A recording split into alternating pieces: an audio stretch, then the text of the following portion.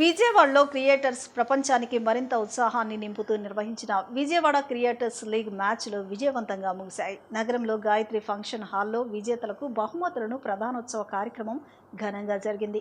Social media, digital content రంగాల్లో ప్రతిభ కనపరుస్తున్న యువ creators ఒకే వేదికపై చేరి సందడి చేశారు. విజేత జట్లకు ట్రోఫీలు, నగదు బహుమతులు అందచేయగా కార్యక్రమం ఉత్సాహభరిత వాతావరణంలో కొనసాగింది.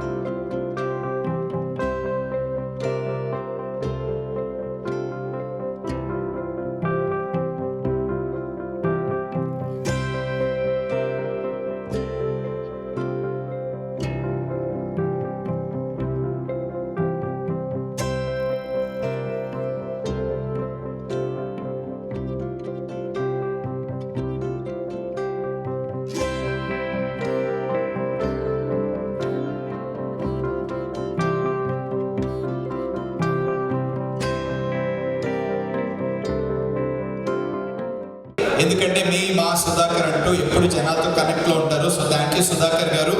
రాయల్ యాక్సెసరీస్ మా నారాయణ గారు, అంటే సినీ ఇండస్ట్రీ నుంచి ఒక అడుగు నారాయణ గారు ఎటువైపు వేసి రాయల్ యాక్సెసరీస్కి ఒక స్పెషల్ బ్రాండ్ క్రియేట్ చేసి, డెఫినెట్లీ నాకు తెలిసి, అంటే నేను విన్నాను 2 లక్షలతో మొదలైన ప్రయాణం ఎలా బిజినెస్ని సక్సెస్ఫుల్గా ముందుకు తీసుకెళ్ళి నిజంగా జెన్యూన్ యాక్సెసరీస్ ఇస్తే ఎంత ట్రస్ట్ ఉంటుంది, ఎంత నమ్ముతారు అనడానికి ఒక రియల్ ఎగ్జాంపుల్ మా రాయల్ యాక్సెసరీస్ నారాయణ గారు. సో హార్టీ కంగ్రాచులేషన్స్ మా అందరి తరపు నుంచి. అలాగే పెప్సీ నుంచి వన్ ఆఫ్ ద స్పాన్సర్స్ మా రతన్ గారికి special thanks. Divyashri ads, so C channel, D channel, city cable, ఏదైనా అన్డౌటెడ్లీ కేర్ ఆఫ్ అడ్రస్ మా Naveen garu one of the players, one of the influencers, one of the sponsors, what not everything. Garu అంటే నాకు కూడా కొంచెం కొత్తగా ఉందన్న. సో మా నవీన్ అన్న, థ్యాంక్ యూ నవీన్ అన్న. అండ్ డెఫినెట్లీ సంతోష్ ఫోటోగ్రఫీ, మనతో ఒకడు. ఇంకొకసారి గట్టిగా సంతోష్ కోసం కమాన్. థ్యాంక్ యూ సంతోష్ గారు for being the photography partner. And ఇంత మంచి మ్యాచ్లు ఇంత యాక్టివ్గా, ఇంత ఎనర్జెటిక్గా, ఇంత సూపర్ డూపర్గా జరగాలి అంటే దానికి మెయిన్ కారణం ఎలైట్ గురుకుల్ క్రికెట్ అకాడమీ మా హరికిషోర్ గారికి స్పెషల్ థ్యాంక్స్ తెలియజేసి. 13వ టైటిల్ స్పాన్సర్ అండి, 13th టైటిల్ స్పాన్సర్. ఈ 13 టైటిల్ స్పాన్సర్లు చేశాను, కానీ అసలు నేను ఎక్కడి నుంచి వచ్చాను, నేను ఎవరిని, అసలు నేను ఏం బిజినెస్ చేస్తాను, అంతకుముందు ఏం చేసేవాడిని అనేది ఎవరూ తెలుసుకోవాల్సిన అవసరం వాళ్ళకి లేదు, ఎవరూ తెలుసుకోవాలని ఆలోచన కూడా వాళ్ళకి రాలేదు. సో అందుకనే మీరు క్రియేటర్స్ అయ్యారు.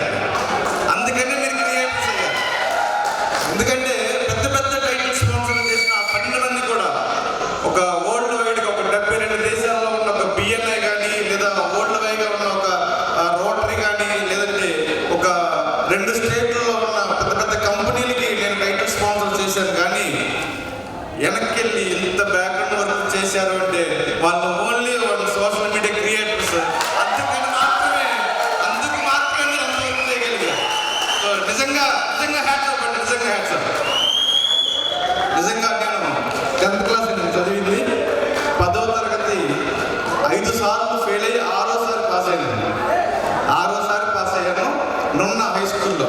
2002లో నేను 10th స్టార్ట్ చేస్తే 2008 వరకు రాస్తూనే ఉన్నాను. అలా రాస్తూ అలా 6వసారి పాస్ అయ్యాను. అంటే మీ అందరికీ తెలిసిన విషయం అంటే 10th చాలా చిన్న విషయం కదా, 10th పాస్ అవడం అంత కష్టమేమి కాదని. అంటే చిన్నప్పుడే నేను తెలివిగా ఆలోచన చేశానంటే మన బ్రెయిన్లో స్టోరేజ్ కొంత ఉంటుంది, అది ఈ అనవసరమైన చదువులకు ఉపయోగించుకోవడం ఎందుకు లేదని చెప్పి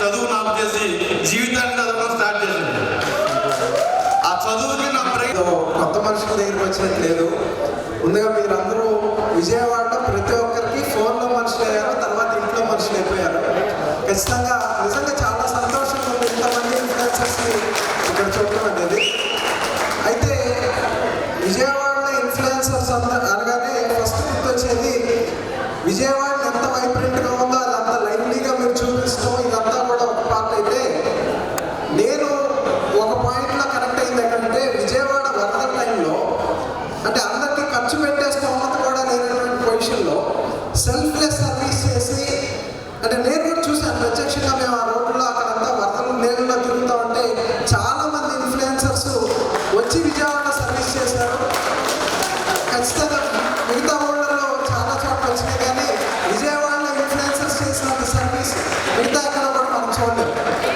అదేవిధంగా మీ యూనిటీ ఎక్కడ కనిపించిందంటే విజయవాడ ఉత్సవం అనేది విజయవాడలో ఫస్ట్ టైం ఒక వైబ్రెంట్ ఈవెంట్ జరిగే టైంలో కూడా చిన్న చిన్న ఇష్యూస్ వచ్చినా ఏదొచ్చినా కూడా మన సిటీ కోసం మనం నిలబడాలని కొన్ని డిస్కషన్స్ వచ్చాయి. అందులో ఆయన ఇచ్చిన ఐడియాలజీ చాలా బాగుంది. బ్రో ఈవినింగ్ మీ స్కెడ్యూల్ లేకపోయినా ఇది మీరు మాట్లాడితే మన వాళ్ళందరికీ రీచ్ అవుతుంది. మీరు ఎంత యూనిటీతో ఒక 4 రోజులు స్కెడ్యూల్స్ అన్ని మేనేజ్ చేయగలిగి ఇంత మంచి టోర్నమెంట్ పెట్టి అవార్డ్స్ ఈవినింగ్ వరకు వచ్చాం. ఒక చిన్న క్లాష్ కూడా లేకుండా ప్రతి టీంకి అడ్మిన్ పెట్టి ఇంత ఆర్గనైజ్డ్గా చేసినప్పుడు మనం చాలా ముందుకెళ్ళొచ్చు. మిగతా సిటీస్లో, ఏపీలో, తెలంగాణలో, మిగతా స్టేట్స్లో ఉన్న ఇన్ఫ్లుయెన్సర్స్కి విజయవాడ ఒక రోల్ మోడల్గా, కేర్ ఆఫ్ అడ్రస్గా అవ్వచ్చు అని చెప్పి మాట్లాడుకున్నాం. సో ఆ విషయాలన్నీ నేను కాదు, I'm not the right person, I'm just host for the program. Doctor Nanda గారే మాట్లాడాలి. ఓటు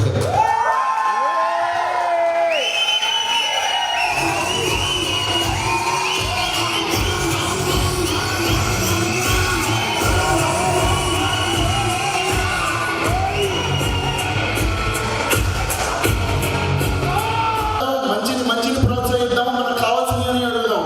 మనం గవర్నమెంట్ నుంచి మంచి ఐడి కార్డులు ఎక్స్పెక్ట్ చేస్తున్నాం, ఇంకా మనకి హెల్త్ ఇన్సూరెన్స్ కూడా అడుగుతున్నాం. ఫస్ట్ మన బీడీసీ ఆర్గనైజేషన్ రిజిస్ట్రేషన్ అవ్వగానే మన విజయవాడ ఇన్ఫ్లుయెన్సర్స్ అందరి తరఫున బీడీసీ బెంచ్ వెళ్ళి మనకి హెల్త్ ఇన్సూరెన్స్ అడుగుతుంది, లైఫ్ ఇన్సూరెన్స్ అడుగుతుంది. తర్వాత మనకు ఒక ఐడి కార్డ్ అంటే ఊరికే కాదు, సరదాగా కాదు, తిరుపతి లాంటి పెద్ద గుడికి వెళ్ళినా మనకు ఒక రికగ్నిషన్ ఉండాలి.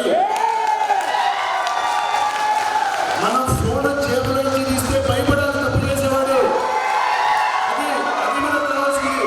మన ఫోన్ ఉన్న పవర్ అది. కెమెరా రోజులు పోయినాయి, ఇప్పుడు ఫోనే. మన జేబు నుంచి ఫోన్ తీస్తే నిజంగా భయపడుతున్నారు జనాలు. గవర్నమెంట్ కూడా జస్ట్ ఒక్క